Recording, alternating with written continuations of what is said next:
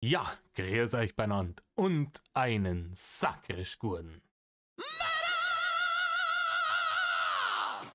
Jetzt Kasperl. Leid, ihr werdet es am Titel des Videos bereits gemerkt haben. Heute geht's nicht um ein Ding. Aktuell ist ja die Festivalsaison in vollem Gange. Während ich das hier aufnehme, findet gerade zum Beispiel noch das Wacken-Festival statt. Es kommt noch einiges an größeren, kleineren Festivals. Ich werde auch noch auf Summer Breeze fahren dieses Jahr. Wenn wir mal den guten Mann in Sobes fragen, was er dann so hält von nach Summer Breeze fahren und ob er da vielleicht mal wieder hinfährt. Wir werden sehen. Aber natürlich nur, wenn er VIP-Tickets kriegt. Ist ja vollkommen klar. Vielleicht kann er ja da die ersten Leute rekrutieren für seine Kommune der Freiheit. Ich habe schon Bilder gesehen von Festivals dieses Jahr, wo das Leute an ihr Camp dran gehängt haben. Es ist wild.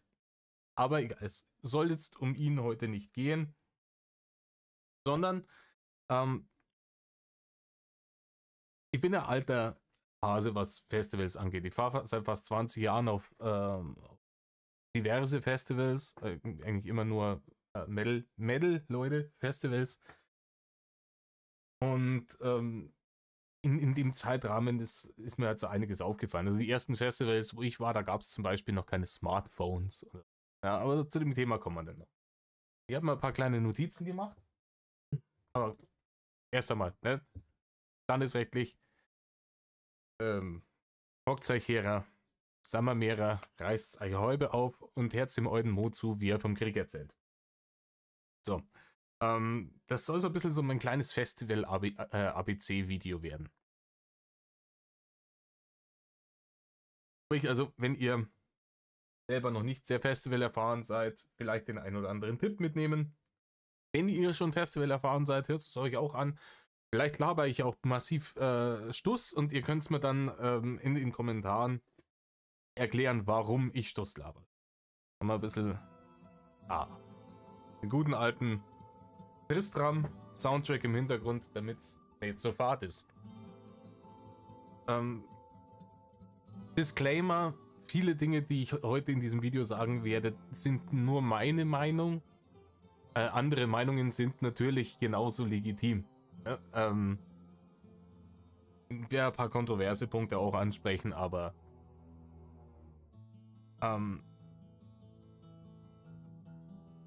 zum einen, Leute, wenn ihr jetzt anfangt, Festivalgänger und Festivalfan zu werden, habe ich eine traurige Nachricht für euch. Ihr seid 20 Jahre zu spät dran. Es lohnt sich schon immer noch und es macht immer noch Spaß. Ich war jedes Jahr irgendwie normal mindestens auf 2 Festivals. Und aber sie sind sehr groß geworden. Festivals im Allgemeinen sind sehr groß geworden im Vergleich zu vor 15, 20 Jahren. Und sehr teuer. Ich weiß noch, mein erstes Wacken war 2006, da hat mir die Karte 90 Euro gekostet. Googelt mal, was eine Wackenkarte für 2025 kosten wird. Und dann reden wir weiter. Und wenn man mal so, die Qualität dessen, was ich da geboten gekriegt habe, auch das letzte Mal, wo ich dort war, ist auch schon 9 Jahre her, das war 2015. Aber die Qualität, was ich da schon geboten gekriegt habe, für deutlich mehr, war auch nicht mehr oder weniger. Im Gegenteil, ich fand es 2006 schöner, weil noch ein bisschen kleiner. Sie hatten halt ihre 3 Bühnen da und dieses komische Bierzelt. Und ich glaube noch so eine Mini-Bühne am Biergarten oder so. Aber es war überschaubarer. Inzwischen Zeit ist ja da alles mit dazugekommen. Wackinger Village ist 2009 mit dazugekommen. Und dann diese andere Scheiße, das ist ja alles dann über die Straße rüber in das, was früher mal Campground C war, rein metastasiert. Und wir waren früher immer auf Campground C, weil es praktisch war, 10 Minuten zum Infield, aber das ist ja jetzt alles, ne? Komm, ne? Wie gesagt, der alte Mann erzählt vom Krieg.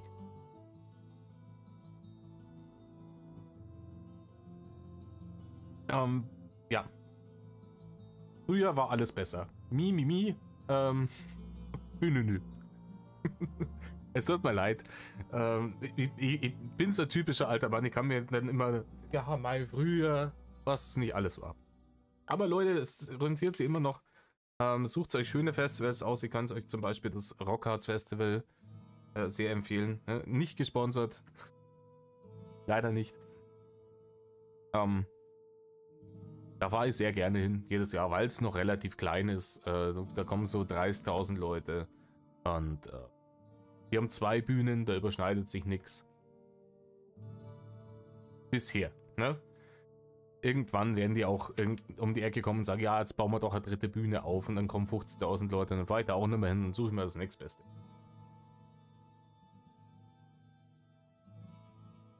Aber was muss man denn tun? Ja, also ihr habt euch entschlossen, auf das Festival eurer Wahl zu gehen und ihr habt euch ein Ticket besorgt.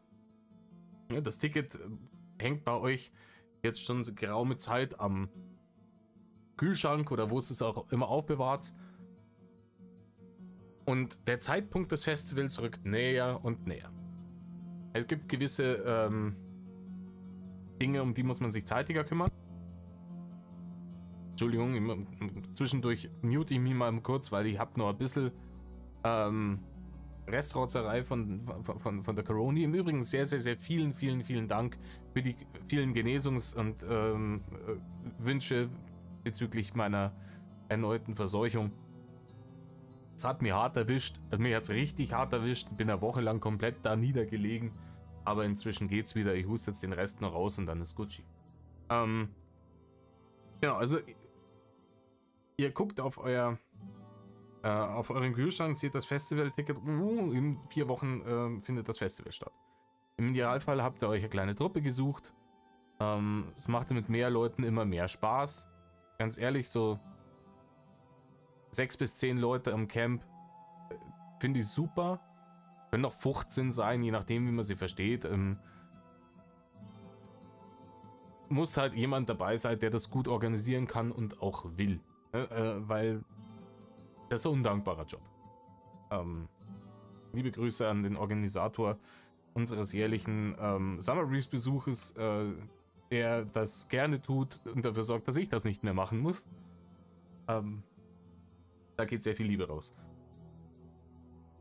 Ihr müsst euch darum kümmern, die wichtigen Sachen mitzunehmen. Ne? Bier. Bier ist etwas, das kommt jetzt drauf an, wo ihr wohnt. Wenn ihr an den entsprechenden Grenzen wohnt, rentiert sich schon, über die Grenze zu gehen in das jeweilige Land, in dem es Dosenbier mit ohne Pfand gibt. Ja, weil ansonsten müsst ihr einen sehr großen, sehr stabilen Müllsack mitnehmen, der 100%ig wasserdicht, damit müsst ihr diese richtig festen, ja? Ihr kennt die, ja?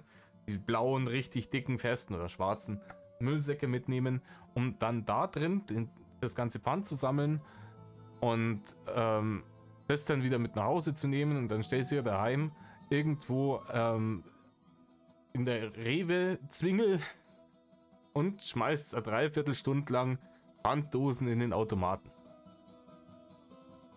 Ist mir zu mühselig. Wir haben in Tschechien oft unser Bier bestellt. Da kann man das per... die schicken einem das zu. Original tschechisches Dosenbier mit ohne Pfand. Ja, dieses Kosel mit der Ziege drauf vorne. Einwandfreies Bier, passt. Ansonsten, wenn ihr in der Nähe wohnt von der österreichischen Grenze, könnt ihr darüber gehen. Gibt es auch noch kein Dosenpfand. Ihr habt was gehört, dass die das auch einführen wollen. Und ich glaube in den Niederlanden auch nicht. Klärt's mir auf. Ich war noch nie in den Niederlanden. Auf jeden Fall, das lohnt sich, das im Auge zu behalten, um das zeitnah dann auch so vor Ort zu haben. Und was braucht man noch? Bier ist natürlich wichtig. Wenn ihr kein Bier trinkt, wird es schon wieder schwieriger. Denkt dran, auf den meisten Festivals ist Glasflaschenverbot. Sprich, Sachen wie Met oder Pfeffi oder sowas, was beliebte Festivalgetränke sind, müssen halt dann in dementsprechende Plastikbehältnisse umgefüllt werden. Ansonsten gibt Mega. Und ganz ehrlich, das ist so eine Grundidee beim aufs Festival gehen. Versucht so viel Stress wie möglich zu vermeiden. Es wird Stress entstehen, aber ihr seid ja immer noch im Urlaub. Ne? Also wenn man Drama und Stress so gut wie möglich vermeiden will, nehmt zum Beispiel nicht irgendwelche Leute mit aufs Festival, wenn sie es vermeiden lässt, die sich kürzlich davor getrennt haben. Ja, wenn du, ich habe das einmal gehabt, du planst ein Festival und bei der Planung ist noch ein Pärchen dabei und dann kommt das Festival und kurz davor haben sie sich getrennt und du hast die Leute mit dabei. Es ist Abfuck. Du kannst es dir nicht ausdenken. Und no drama. Schaut, dass ihr dramafrei durch die ganze Nummer durchkommt. Und da braucht es euch auch nicht schämen, einmal egoistisch zu sein und den Leuten zu sagen, hey, es gibt nur 51 andere Wochen in diesem Jahr, in denen du mir mit deiner Herzscheiße auf die Nüsse gehen kannst. Hier habe ich einen Haufen Geld dafür bezahlt, da will jetzt Gaudi haben. Ne? Scheiße für dich, aber wir kümmern uns dann nächste Woche. So, was braucht man noch? Dringend. Campingstuhl ist essentiell. Und macht's nicht den Fehler, den ich früher gemacht habe. War da einer auf Billigheimer und habe mir irgendwelche so günstige Billo-Campingstühle gekauft. Da ist ja, wer billig kauft, kauft oft. Da kannst du dann irgendwie mit 4, 5 von denen aufs Festival fahren, weil da im Durchschnitt am Tag einer drauf geht. Ist das Schmarrn. Leute, investiert um die, keine Ahnung, 50, 60 Euro, kriegt sie einen einwandfreien Stuhl. Und kleiner Tipp von mir, sucht beim Anglerbedarf. Ne? Denn die haben oft richtig noble, bequeme Campingstühle und die auch was aushalten. Ich habe mir so einen Stuhl, der eigentlich als Anglerstuhl deklariert war, gekauft vor 10 Jahren und der ist immer nur einwandfrei. Fehlt sich überhaupt nichts und der hat schon viele Festivals gesehen und Gartenpartys und. Also auf Qualität achten. Und darauf achten, dass er einen Getränkehalter hat. Sehr wichtig. Ihr wollt nicht auf dem unebenen Acker permanent euer Bier umschmeißen oder umfallen sehen, na, weil ihr keinen Bierhalter am Campingstuhl habt. Essentiell. Dann, was braucht man noch Essentielles? Wo pennen wir? Also entweder habt ihr das Glück und den Luxus, dass ihr einen Bulli habt oder sowas, wo ihr im Auto pennen könnt. Ansonsten, wenn es so ausschaut wie bei mir und meiner besseren Hälfte, wird's auf ein Zelt hinauslaufen. Und ich kann es nicht stark genug betonen. Leute, schaut's nach diesen Fresh and Black heißen die einen. Es gibt inzwischen von allen möglichen Herstellern dieses Patent, dass die Außenhülle praktisch so gestaltet ist, dass die Hitze mehr so ein bisschen nach außen wegstrahlt. Dass es drinnen länger kühl bleibt. Und das ist ein absoluter Game Changer, wenn du auf dem Acker pennst. Ich habe jahrelang in so einem 0815 Standard Wurfzelt gepennt.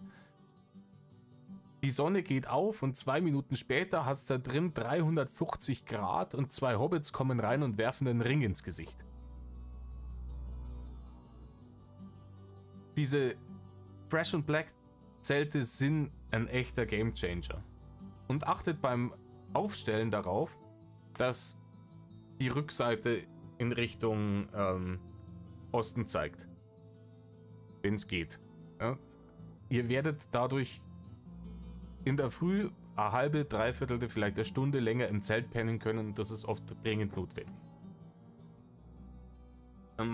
Was für Art von Zelt? Ich habe so ein großes Zelt, in dem man drinnen auch aufrecht stehen kann im Vorzelt. Mit einem Haufen Platz für ein ganzes Klump. Weil ich das so gern habe. Ich kenne aber genügend Leute, die kommen mit so einem kleinen Wurfzelt vollkommen klar. Wie gesagt, diese komische Beschichtung sollte es haben. Das ist dann euer persönlicher Geschmack. Und natürlich auch eine Budgetfrage. Das Riesenzelt, das hat 200 Euro gekostet. Diese Wurfzelte, die gibt es ab 80. Wenn ihr die Möglichkeit habt, nehmt ein Pavillon mit. Egal ob es pisst oder ob die Sonne runterbrennt, Pavillon macht Spaß.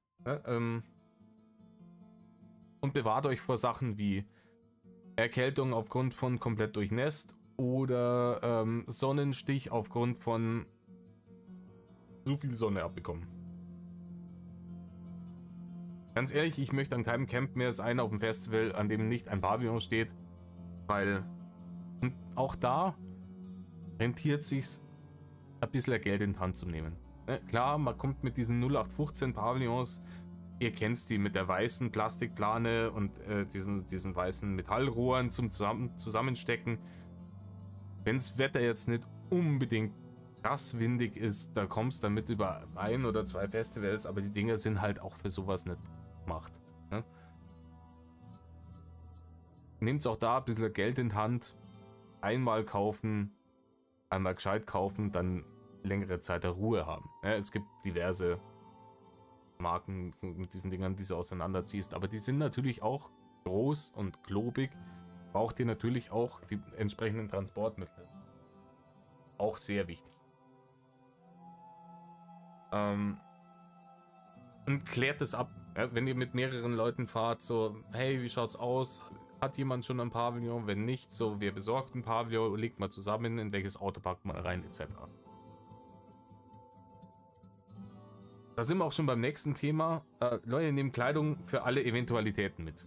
Ich habe in der Vergangenheit sehr dumme Fehler gemacht, aufgrund dessen, dass ich mir irgendeinen Wetterbericht angeschaut habe und dann, ach, ne, soll ja eh immer bewölkt sein und pissen, dann brauche ich ja keine Sonnencreme mitnehmen zum Beispiel.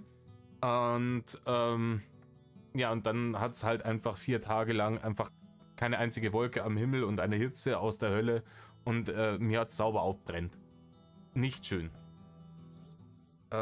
Sagt, Sonnencreme sind wichtige Sachen. Ey, Leute, nehmt Wasser mit, ihr müsst Wasser trinken. Das vergisst man ganz gerne mal, vor allem wenn man relativ viel Bier trinkt, dann haut euch Wasser in den Kopf.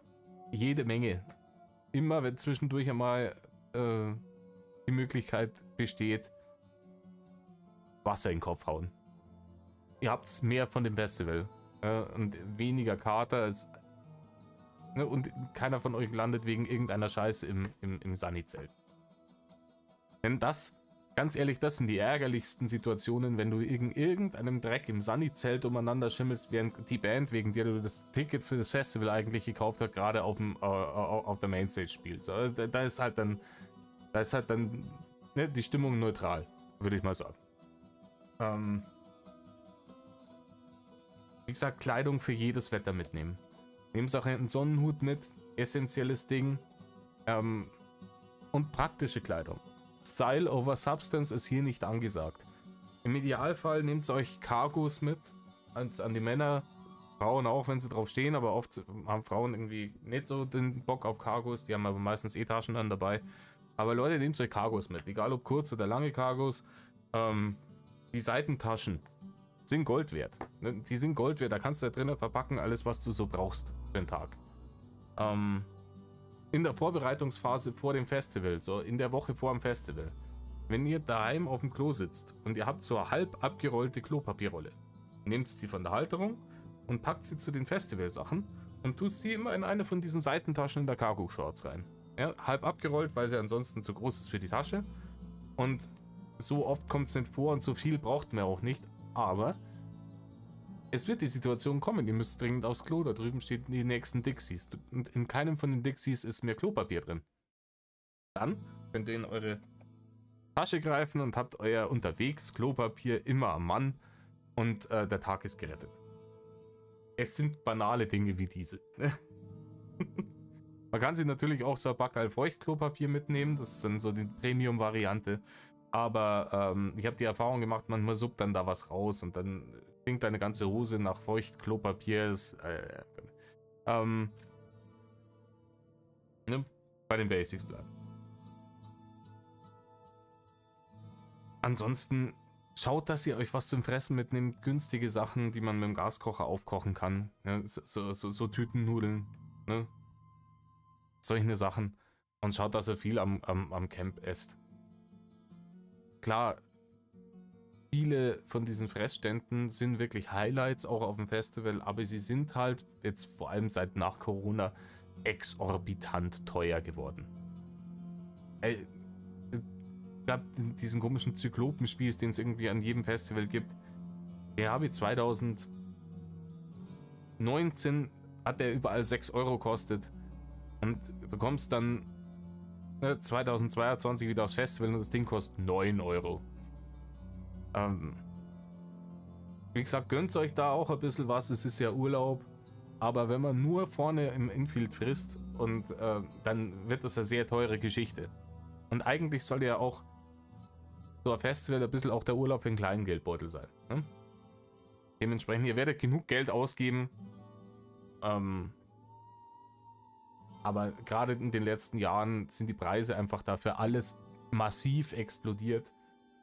Und viel ist halt Scam auch. Also da sind viele Stände, die scammen dich. Also meine bessere Hälfte hat letztes Jahr auf dem Summer Breeze so ein Ding, das hieß irgendwie Drachenrolle. Bezeichnenderweise über alles, wo Drache drin vorkommt, ist offensichtlich Scam. Also, das war halt einfach so eine lapprige Fertig-Tortilla mit ein bisschen gewürzten Couscous drin. Also. Und das Ding hat 9 Euro gekostet. Das war was für einen hohlen Zahn. Wurscht. Schaut immer, aber da kommen wir später dazu. Wie gesagt, Kleidung für jedes Wetter. Es kann auch kalt werden. Ihr könnt Ersatzklamotten brauchen, aus welchen Gründen auch immer. Ihr landet im Schlamm oder sonst irgendwas. Leichte Schuhe für trockenes Wetter. Stabile Schuhe für, wenn es matschig wird. Regenponcho. Leute, Regenponcho auf den Festivals, die verlangen 2 Euro für so einen windigen Plastiklappen, der in der Stabilität noch nicht einmal an einen gelben Sack ranreicht. Ja, da könnt ihr, ne? Nehmt 10, 15 Euro in die Hand, kriegt einen einwandfreien, wiederverwendbaren Regenponcho und dann seid ihr Gucci.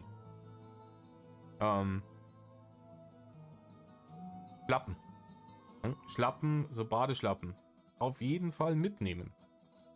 In diesen duschen sehr, sehr, sehr viele Leute. Und wenn ihr nicht in Schlappen durch diese Duschen lauft, dann habt ihr eine relativ gute Chance, dass ihr euch einen gemütlichen Schwammerl zwischen die Zähren mitnimmt vom Festival. Und das will auch keiner, weil das sind dann wieder wochenlang. Ich hab's gesehen im letzten Ofenvideo. Ne? Winkler-esk. Aber und denkt dran, Powerbanks oder sowas mitzunehmen. Handys brauchen viel Strom und das will zwischendurch geladen werden. Und ansonsten, es gibt ja wieder solche Schlaubis, die stecken es dann irgendwie an Zigarettenanzünder an oder sonst irgendwas und dann wundern sie sich, warum am Abreisetag, warum sie dann da jemanden brauchen, der ihnen Starthilfe gibt. Nicht machen, die Autobatterie schonen und Handys mit der Powerbank laden. Gut, jetzt habt ihr habt jetzt alles zusammen, ihr habt jetzt Essen, ihr habt Bier, ihr habt die richtigen Klamotten, Zelt, Pavillon, Campingtisch, Campingstuhl und alles. Dann müsst ihr jetzt erstmal das Auto sinnvoll beladen. Leute, ganz ehrlich, das ist ein wichtiger Punkt. Packt die schweren Sachen, 4 Paletten oder sowas, immer in den Kofferraum und immer direkt an die Rückenlehne von der Rückbank, sodass die keinen Schwung kriegen können, wenn irgendwas ist. Keiner will einen Unfall haben, aber wenn ein Unfall passiert und du hast die Bierpalette auf der Rückbank sitzen, schleudert sie nach vorne und reißt dir die Rübe runter. Da hast du natürlich auch keinen Bock drauf. Also Auto sinnvoll bepacken, Tetris spielen, schweren Sachen nach unten, leichten Sachen nach oben. Man kennt es, wie bei jedem anderen Urlaub. Ich empfehle auch, das ist jetzt eine Empfehlung meinerseits, ich werde auf kein Festival mehr fahren, auf dem ich nicht mit dem Auto neben dem Zelt parken kann. Es hat folgende Gründe. Ich war auf zweierlei Festivals, wo man das nicht durfte. Also wo du praktisch einen extra Parkplatz hattest und dann auf dem Festival praktisch nur noch mit dem Zelt warst. Es war 2012 das Rock im Park und ich glaube 2011 das Nova Rock, was im Übrigen das größte Schmutzfestival auf diesem Planeten ist. Ja, die haben meistens geiles Line-Up, aber das Festival ist halt einfach Arsch. Und auf beiden Festivals haben die Leute geklaut wie die Raben. Ne? Weil die genau gewusst haben, bei den und den Acts ist jeder vorne vor den Bühnen und schaut sich das an. Und dann sind da Zelte aufgeschlitzt worden, wenn einer so ein kleines Schlosssaal dahin gebaut hat, hat überhaupt nichts geholfen. Wir haben den Leuten die Sachen aus dem Zelt rausgeklaut, das gerade so gescheppert hat, auf beiden Festivals. Und das ist halt räudig. Es ist super räudig. Und auf den anderen Festivals wissen die Leute, okay, wer nicht komplett auf der Brennsuppe dahergeschwommen ist, hat seine Wertsachen wahrscheinlich im Auto eingeschlossen und bloß seinen Autoschlüssel in der Brusttasche. Und ohne dass ich da eine Scheibe einschlage, was ein bisschen auffällig ist, wird das nichts werden. Da kriege ich nichts, dann kommen die da auch nicht hin. Ganz zu schweigen davon, dass wenn es jetzt tatsächlich irgendwie ein starkes Gewitter gibt, mit Blitz und Donner, und das geht direkt da oben drüber, ist es sinnvoll, sich ins Auto zu setzen, faradäischer Käfig und so weiter und so fort. Ja, da kann der Blitz einschlagen, da tut es ja nichts. Also, ich empfehle Festivals nur, wo man mit dem Auto praktisch auf den Campingplatz fahrt und das Zelt neben dem Auto aufstellt.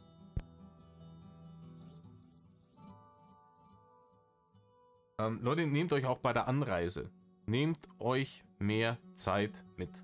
Ja? Nehmt euch den Tag frei, an dem ihr anreisen wollt. Macht nicht irgend sowas wie, gehen da früh nur arbeiten, damit man einen Urlaubstag sparen kann und irgendeinen Krampf. Nehmt euch die Zeit, fahrt zeitig los, plant immer 1-2 Stunden mehr ein, als man eigentlich braucht, weil ihr werdet sie brauchen und gerade dann, wenn man dann näher ans Festival kommt und ein bisschen im üblichen Festivalstau ist, geht so viel Zeit verloren.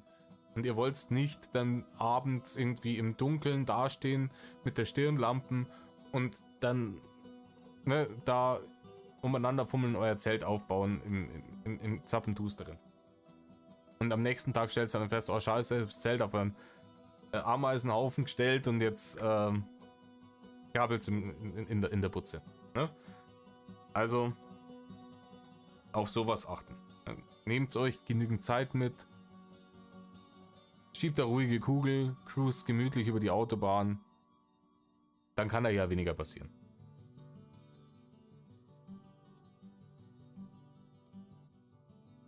Gut, ihr seid jetzt vor Ort. Ihr seid auf den Campground gekommen, habt hoffentlich einen guten Platz gekriegt, weil ihr zeitig losgefahren seid. Zelt ist aufgebaut, Pavillon ist aufgebaut, man hat die ersten 2-3 Bier im Gesicht. Ja, hat er vielleicht ein bisschen Bierpong oder Flunkyball gespielt. Und dann entscheidet man sich, man geht vor, holt sich sein Festivalbändchen und schaut, was los ist beim Merch. Ne? Wie im Festival gibt es ein mannigfaltiges Merch-Angebot. Und auch da muss ich euch leider enttäuschen, die sind inzwischen einfach unverschämt teuer. Das kostet ein normales T-Shirt, kostet glaube ich 25 € auf den meisten Festivals. Und das ist ja wild. Das ist einfach wild. Aber ich kann es natürlich auch verstehen. Ich habe sehr viele Festival-T-Shirts aus den verschiedensten Jahren von den verschiedensten Festivals bei mir im Schrank. T-Shirts liegen. Dass man sich da so ein Shirt als Souvenir mitnimmt. Ne? So eine schöne Erinnerung. Noch dazu kann man dann immer mal nachlesen. Man sagt, wann habe ich jetzt die und die Band auf dem und dem Festival gleich nochmal gesehen? Dann kannst du auf dem T-Shirt nachlesen, da steht es drauf. Ne? Und da hilft auch zeitig dort sein, Denn es ist, also gerade ich weiß, auf dem Summer Breeze ist es heftiger Shit, dass die schönsten Motive sind immer in den geringsten Stückzahlen. Die Standardgrößen LXL sind immer als erstes ausverkauft. Leute, wenn ihr Auswahl haben wollt, ihr müsst in den sauren Apfel beißen, da zeitig hingehen und ihr werdet trotzdem noch 1,5 bis 2 Stunden anstehen dafür. Wenn ihr keinen Bock drauf habt, ich habe mir seit Ewigkeiten kein Summer Breeze T-Shirt mehr gekauft. Stimmt nicht, ich habe mir 2022 eins gekauft, aber da habe ich nicht anstehen müssen, da hat es mir eine Freundin mitgebracht. Die stand vorne und hat mir dann geschrieben, hey, soll ich dir was mitnehmen? Sag ich, ja, nimm mit. Wenn ihr Kapuzenpullis oder sowas auf dem Festival kauft, kauft es immer mindestens eine Größe größer, als ihr eigentlich braucht. Die Dinger gehen immer ein. Ja? Ich war noch auf keinem Festival, wo ich einen Kapuzenpulli gekauft habe, der nicht danach eingegangen wäre, und man ärgert sich, scheckert, wenn man dann am Ende das Ding einmal gewaschen hat und dann gehen die Ärmel bis kurz unter den Ellbogen und dann schaut aus wie Arsch. Ja?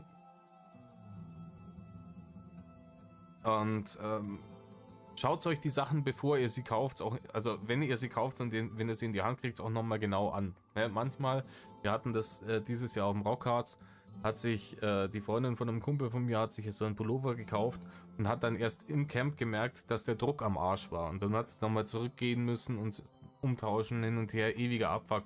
Braucht kein Mensch. Schaut euch das Zeug gleich direkt vor Ort an und wenn dann irgendwas ist, könnt ihr dann gleich sagen, hey Moment, mit dem Ding stimmt was nicht und es denen gleich wieder in die Hand geben. Ja, spart euch einen Haufen Ärger, einen Haufen Zeit. Jetzt seid ihr ausgerüstet, ihr habt euer Bändchen, ja, ihr habt einen gewissen Grundpegel, ihr habt euer schönes neues Festival-Shirt und rauf geht's aufs Festivalgelände. Erster Punkt, sucht euch, wenn ihr reingeht und ihr seid mit einer Gruppe, gleich irgendeinen auffälligen Platz. Die meisten Festivals haben da irgendwas aufgebaut, entweder mit Plakaten, wo sie schon Werbung machen, für wer nächstes Jahr spielt, oder irgend sowas, was wirklich auffällig ist und sagt, hey, für den Fall, dass wir uns irgendwie verlieren, da treffen wir uns. Man denkt oft an solche Sachen nicht und dann schaust du wieder mit dem Ofenrohr ins Gebirge und triffst die Leute nicht, weil auf Festivals ganz oft der Handyempfang eher bescheiden ist. In den letzten Jahren haben sie es besser hingekriegt, aber es ist halt wirklich, wenn du einen falschen Anbieter hast, bist du immer noch lackiert und dann kannst du praktisch auch, dauert so eine WhatsApp irgendwie 1,5 Stunden, bis die durchgeht und telefonieren kannst dann auch nicht gescheit und noch dazu ist laut, sich dann da wieder zu finden, ist dann schwierig, dementsprechend darauf achten.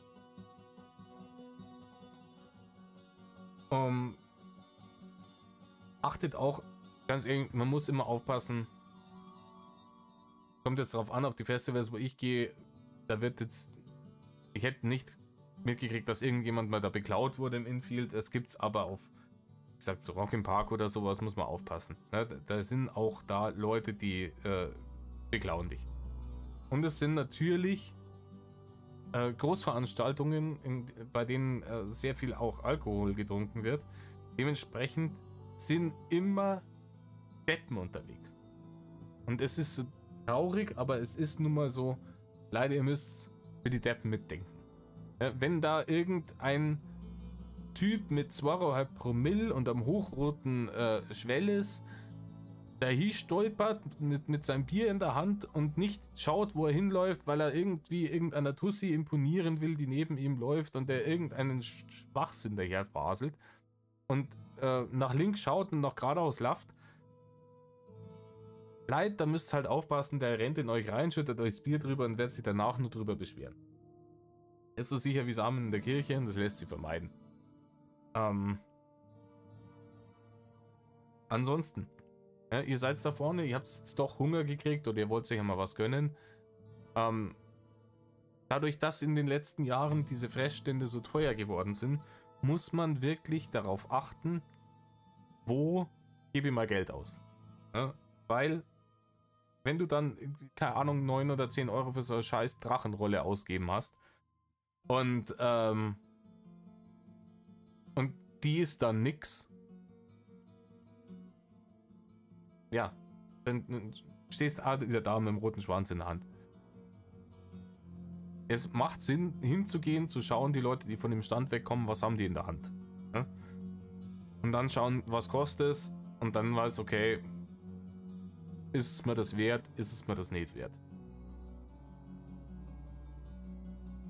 Es gibt Leute, die auf fast allen von diesen Festivals sind. Diesen Barbaren-Spießstand, den habe ich auf sehr vielen Festivals gesehen. Ich glaube, der ist, also auf jeden Fall ist er jedes Jahr auf dem Summer Breeze. Der ist, glaube ich, auch auf dem Wacken, wenn mir nicht alles täuscht. Ist sehr empfehlenswert, da ich immer hingehe. Ansonsten Dinge wie Döner oder Pizza könnt ihr ja komplett vergessen. Döner, es gibt ja diese Pizza Mario Dinger, da zahlst du für so eine viereckerte Billo-Pizza, wo mehr Teig als alles andere dort ist, und dann meistens so richtig dorgerter Teig mit den billigsten Dreckszutaten, zahlst du dich dumm und deppert. Das ist Geld- und Kalorienverschwendung. Nicht machen. Ja? Schaut euch das an. Es gibt auf jedem Festival so kleine Schmankerl, so gute Stände. Jetzt auf dem Rockharz dieses Jahr, die haben Viking Burger, also der Stand hieß nicht Viking Burger, der hieß irgendwas mit Diner, aber die Burger, die verkauft haben, hießen Viking Burger. Und der größte Burger bei denen hat 12 Euro gekostet. Aber das Ding ist halt ein richtiges Monster jetzt. Ja, da wirst du satt, da hast du was Gescheites in der Hand. Das rentiert sich, aber das kannst du natürlich auch nicht jeden Tag fressen, weil ansonsten zahlst du ja irgendwann dumm und deppert. Sprich, Augen auf beim Essenskauf. Und auch Augen auf beim alles andere Kauf. Ja? Ihr seid jetzt auf eurem ersten Festival und ihr seht, die ganzen Leute laufen hier mit diesen Kutten umeinander. Mit dem Bandaufnähern drauf und dem ganzen Zeug. Und ihr überlegt, ja, keine Ahnung, da drüben verkaufen sie Patches. Leute, die Patches, die haben 2019 3 Euro Stück gekostet. Und ja, was soll ich sagen? Inzwischen gibt es Stände, die verlangen für die Scheiße einfach 8 Euro. Für einen so einen kleinen Patch. Leute, zahlt das nicht. Zahlt ist nicht zu. Also mit Inflation und beide Augen zugedrückt darf so ein Patch nicht mehr wie 5 Euro kosten. Die lassen die irgendwo in China oder in Bangladesch herstellen für Centbeträge und verkloppen die dann da für 8 Euro mit, ich weiß nicht wie viel 1000% Gewinn. Ja, also. Und wenn ihr da fit seid und ihr habt da Bock drauf, versucht es noch zu handeln, zu feilschen. Da ist bei den meisten Ständen sicher immer irgendwas noch dabei, was man da noch machen kann. Also, aber Leute, zahlt keine 8 Euro für Badges. Die gibt es im Internet günstiger. Und irgendwo sind wir jetzt fast an dem Punkt angekommen mit den Preisen für Badges. Da kannst du da selber nähen lassen. Das kostet dann für einen auch nicht mehr.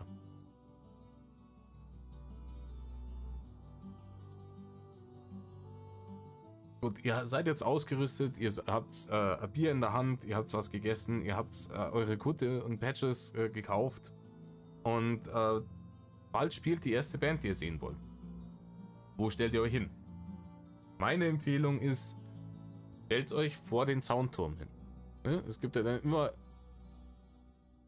diese Türme, wo die Soundtechniker drin sind und die Lichttechniker und sowas. Aus mehreren Gründen. Grund Nummer 1. Wenn ihr schlau anstellt, habt ihr, wenn die Sonne stark scheint, Chance, dass ihr ein bisschen einen Schattenplatz habt. Ist Gold wert, vor allem wenn man länger da vorne steht. Grund 2. Wenn ihr direkt vor diesem Soundturm steht, kommen von hinten keine Crowdsurfer, die euch ins Knack geschmissen werden. Das ist definitiv gut, weil ich habe Konzerte auf Festivals erlebt, in denen ich praktisch mehr nach hinten geschaut habe als nach vorne, weil so viele Crowdsurfer waren und man echt aufpassen musste, dass er nicht einfach einen von denen irgendwie hinten an den Kopf geschmissen gekriegt hat. Und natürlich in einem Soundturm sitzen die Typen, die den Sound abmischen. Also hast du da auch den besten Sound von der Bühne her. Logisch.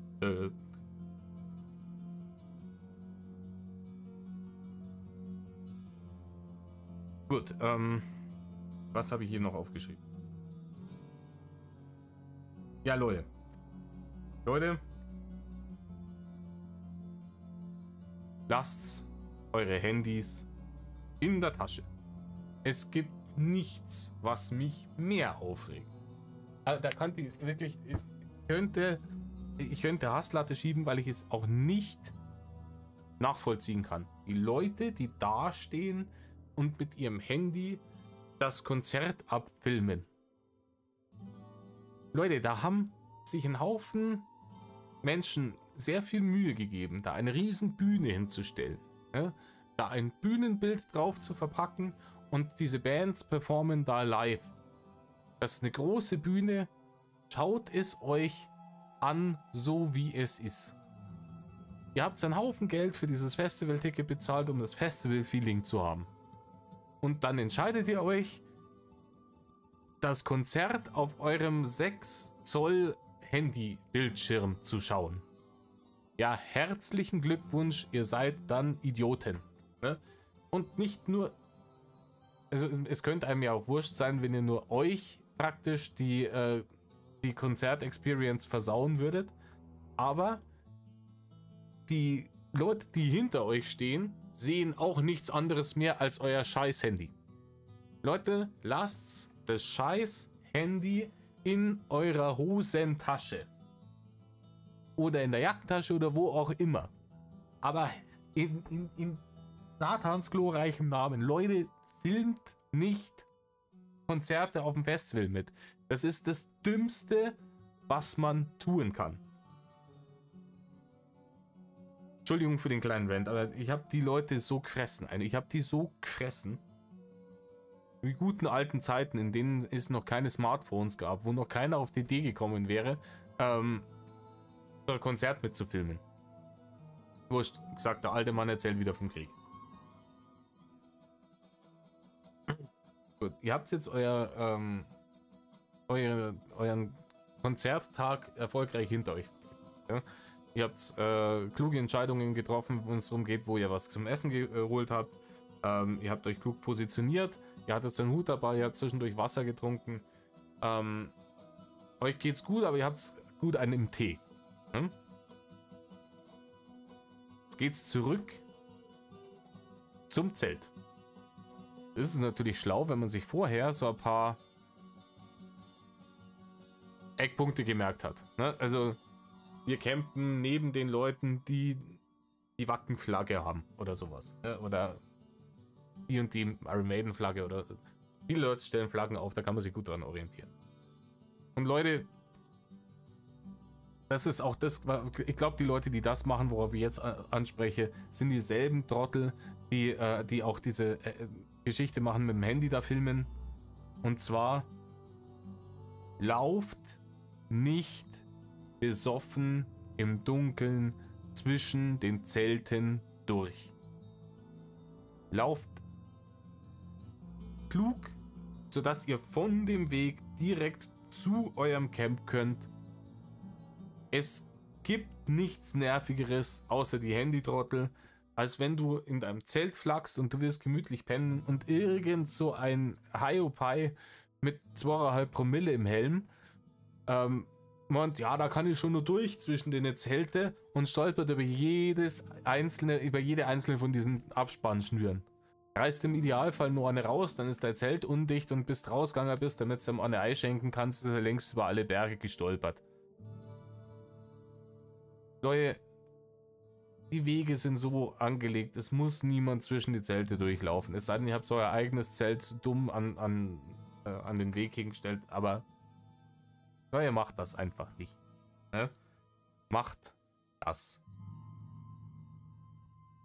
Weitere Sache, die man nicht macht. Ihr habt bisher alles richtig gemacht. Ihr habt euer Handy in der Hosentasche gehabt, ihr habt einen schönen Konzertabend, ihr kommt zurück, habt euch den Weg gemerkt, findet euer Zelt auf Anhieb. Trinkt vor dem ins Bett gehen noch ein bisschen Wasser oder Schwippi-Schwappi oder ne, worauf ihr Bock habt, damit ihr am nächsten Tag nicht so heftig verkatert seid.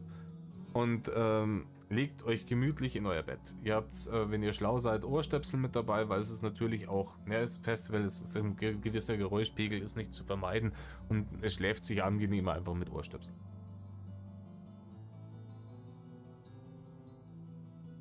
Und jetzt haben viele Leute vielleicht von euch irgendeine große JBL-Box oder so eine Teufelbox oder sowas dabei. Und würden auf die Idee kommen, Leute, so um 6:30, 7 in der Früh, ist doch eine saugute Idee, wenn wir unsere Teufelbox rauspacken, die auf Anschlag drehen und Aufstehen ist schön oder Guten Morgen, Sonnenschein oder diesen ganzen Krampf zu spielen. Irgendeine Trollscheiße, um schön den Leuten im Umkreis von 50 Meter einfach maximal auf die Eier zu gehen.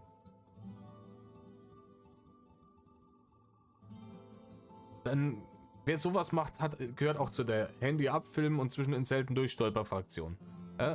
Es ist Ausnahmezustand. Klar, man kann ein bisschen eskalieren auf so einem Festival.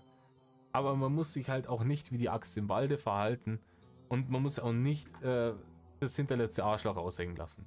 Ich hätte einmal auf dem Festival fast einen mit dem Campingstuhl verprügelt für die Scheiße. Ich krieg da, mir schwillt der Kamm, ihr könnt es euch nicht vorstellen. Ich will in der Früh in Ruhe meinen Rausch ausschlafen, damit ich fit für den nächsten Tag bin. Ich bin ein alter Mann, ich brauche meinen Schlaf. Wenn dann in der Früh so eine Scheiße kommt, dann bin ich auf 180. Also nicht machen. Okay.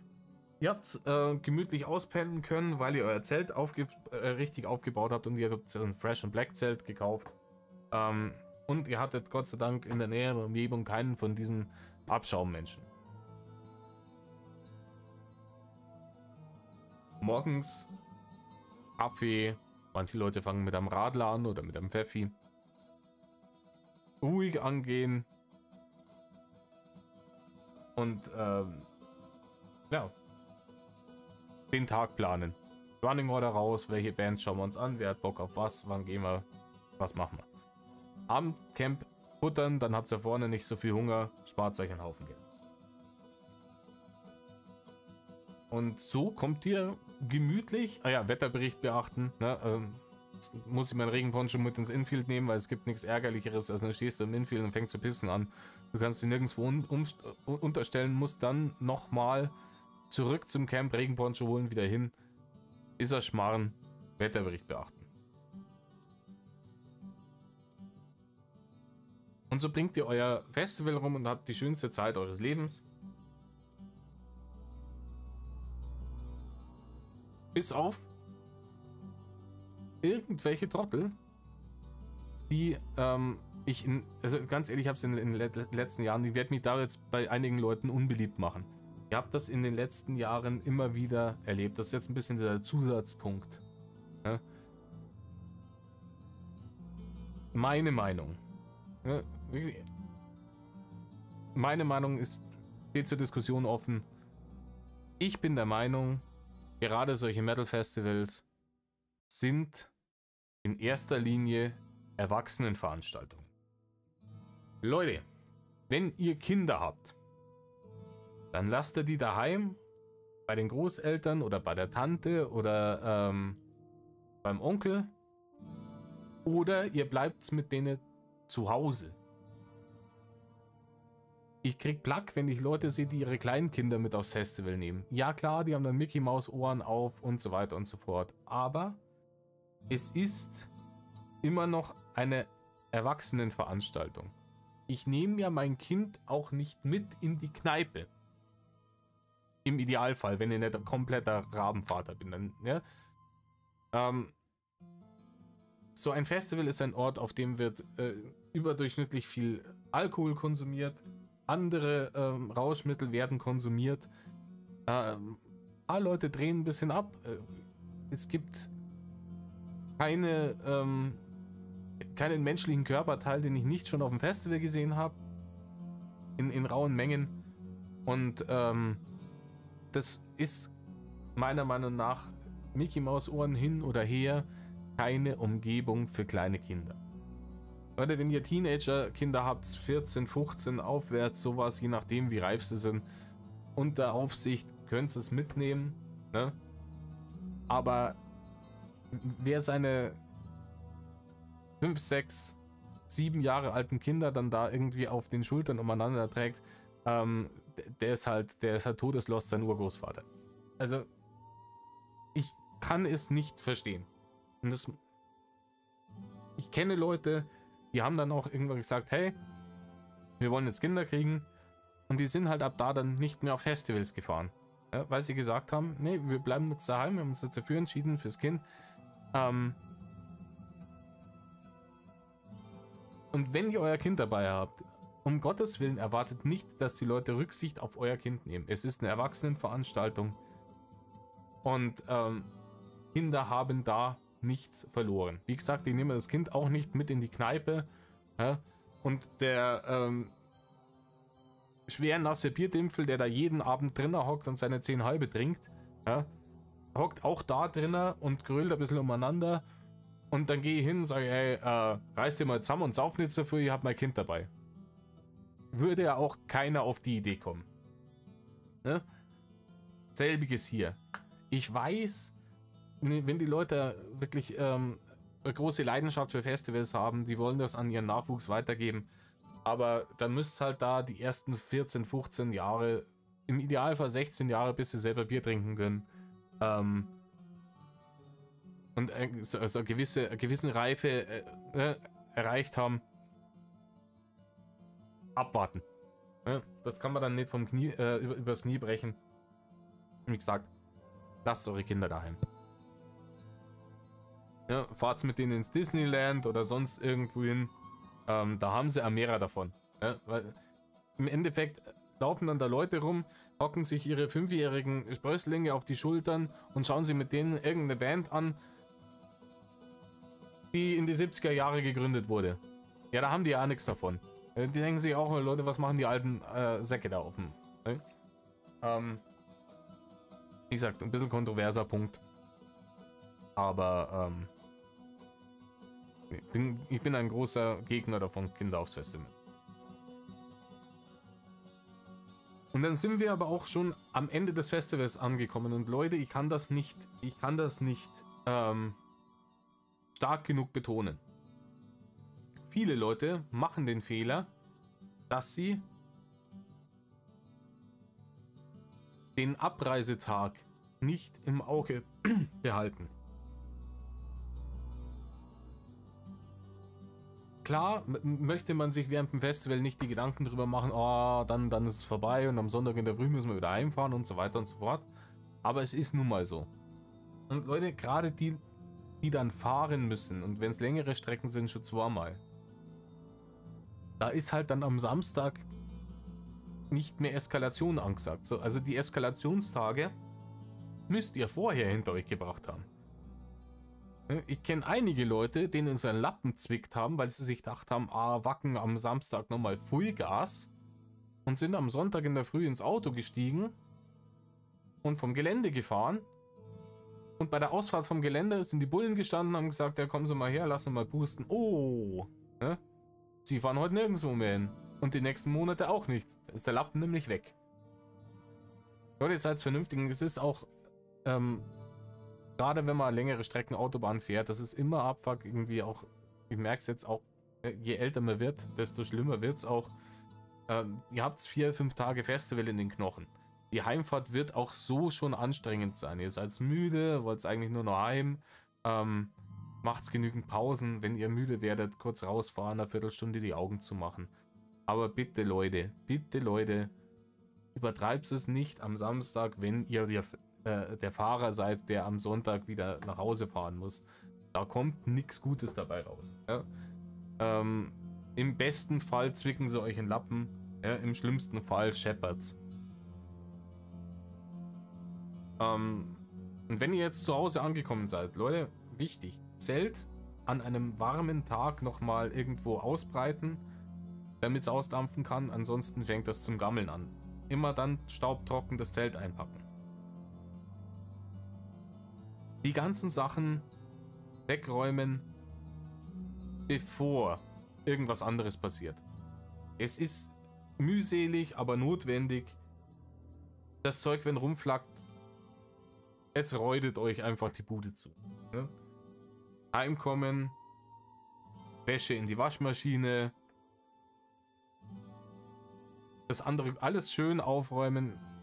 Wenn es einmal rumsteht, ihr wollt den ganzen Festival Mief ja auf dem Festival lassen und nicht dann daheim noch haben.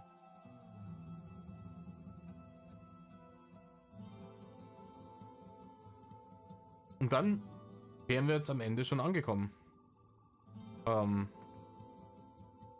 Leute, ich habe jetzt fast eine Stunde lang schwadroniert. Auch gut. Leute, sagt's mir, was ihr davon haltet. Das ist mal ein nicht wingelbezogenes Video. Also die Leute, die jetzt die 55 Minuten dran geblieben sind und mir beim Schwadronieren zugehört haben. Sagt's mir, was eure Festivalerfahrungen sind. Vielleicht noch eine nette Anekdote. Ja, was euch Lustiges passiert ist auf dem Festival oder was euch Beschissenes passiert ist auf dem Festival. Und schreibt es mir auch rein, ob ihr in manchen Punkten mit mir zustimmt oder mir nicht zustimmt. Seid ihr pro oder contra Kinder auf dem Festival? Was sagt ihr zur Preisentwicklung? Ist das gerechtfertigt mit Corona und Krieg in der Ukraine, Inflation, den ganzen Shit? Ist das gerechtfertigt, was die inzwischen für Preise aufrufen, sowohl für die Tickets als auch fürs Merch, als auch fürs Essen oder das Bier auf so einem Festival? Und oder ist das schon jenseits von Gut und Böse und glaubt eher, dass da Abzocke betrieben wird? Ansonsten, wenn ihr dieses Jahr noch auf ein Festival fahrt oder aktuell noch auf dem Wacken seid, ich wünsche euch viel Spaß, lasst es krachen und macht's mal keine Schande und tut nicht, was Rainer tut. Weil sonst könnt ihr euch nie wieder auf irgendein Festival blicken lassen. In diesem Sinne wünsche ich euch noch ein schönes Restwochenende. Wenn's Wetter schön ist, genießt es, geht's grillen, trefft Freunde, trinkt's Bier, seid's lustig. Der Herbst und der Winter kommen schneller, als es uns allen lieb ist. Und Medal off.